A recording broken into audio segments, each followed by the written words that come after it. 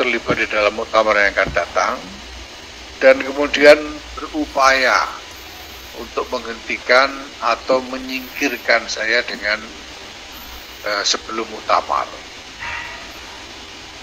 Dan hal itu dilakukan dengan menggunakan, saya kalau boleh memakai istilah yang lebih tandas, dengan manipulasi posisi Suriah dalam hal ini Rais Am untuk membuat keputusan sepihak memberhentikan ketua umum.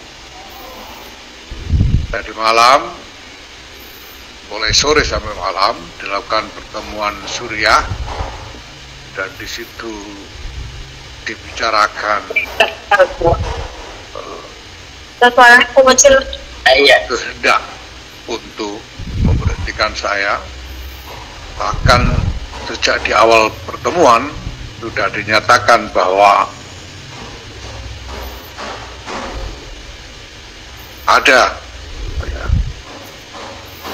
keinginan untuk memberhentikan saya, dan kemudian dibuat narasi-narasi untuk menjustifikasi kehendak itu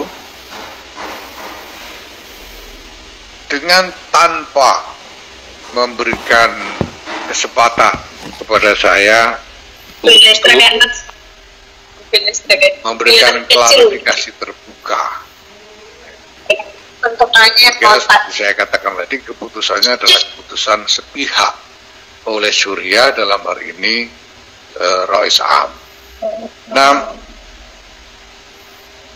saya melihat ini bukan hanya soal jabatan saya sebagai ketua umum, ya.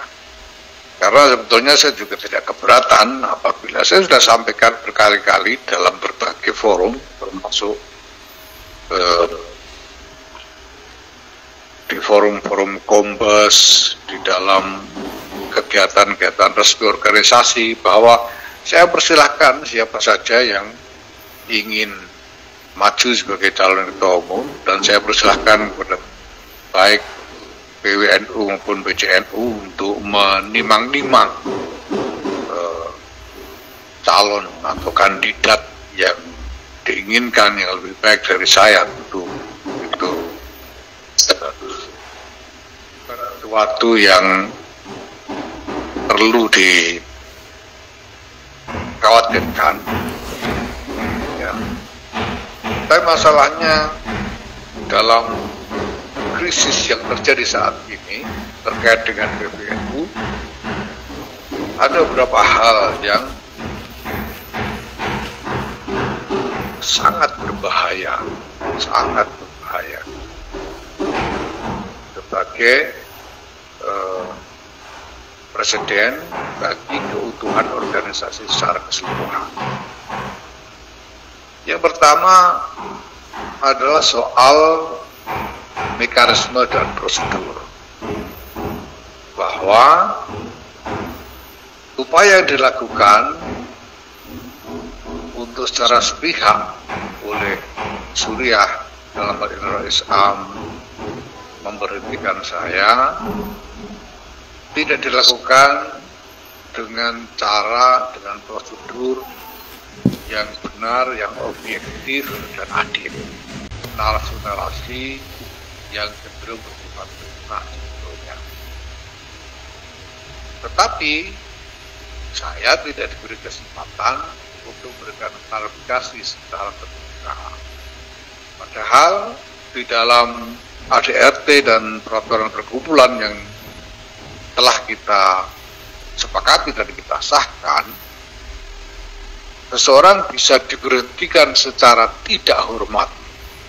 Tapi diberhentikan secara tidak hormat itu hanya bisa dilakukan apabila yang bersangkutan melakukan tindakan-tindakan tertentu, yaitu misalnya tindakan mencemarkan nama baik organisasi.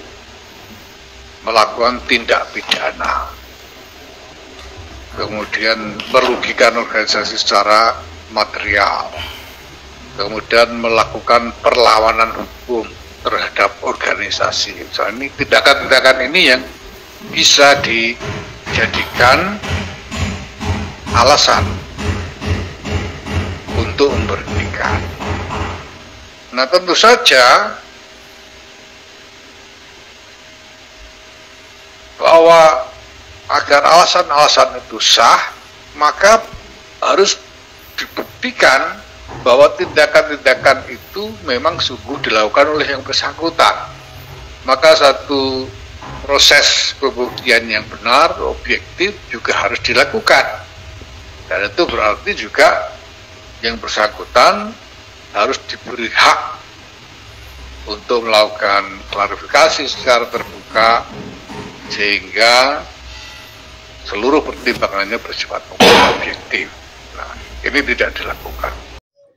Assalamualaikum warahmatullahi wabarakatuh. Jumpa lagi dengan saya di channel Langit Pitu. Sahabat saudaraku, semoga dalam keadaan sehat walafiat, bahagia selalu bersama keluarga. Amin ya robbal alamin.